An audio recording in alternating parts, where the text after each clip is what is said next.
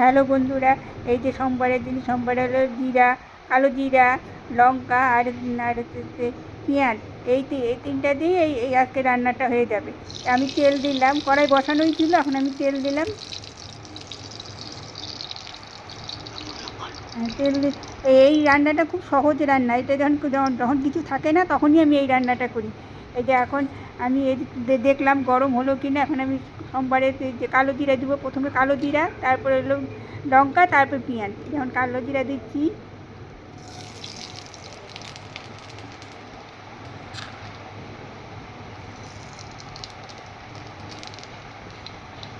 এরপরে দেবো লঙ্কা।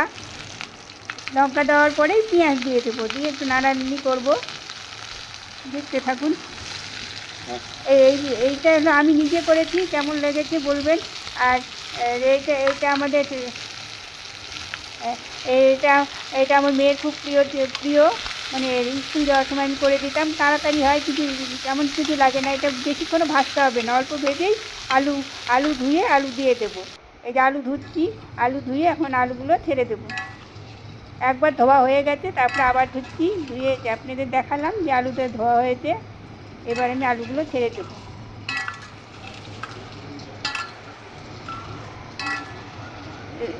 এইটা আমি নিজে করেছি, তাই বারে বারে বললাম। আপনারা বললো বারে বারে এক কথা বলছে। এই যে আলু ছাড়লাম।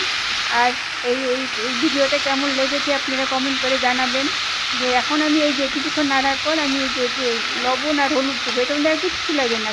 পেঁয়াজ সম্বার, পেঁয়াজ দেবেন, লঙ্কা দেবেন আর কালো জিরা, তারপর হলো এই যে লবণ আর হলুদ, এই ছাড়া আর কিচ্ছু না। আর আমার বলতে একটু অসুবিধা হচ্ছে, একটু এই যে এখন লবণ দিলাম,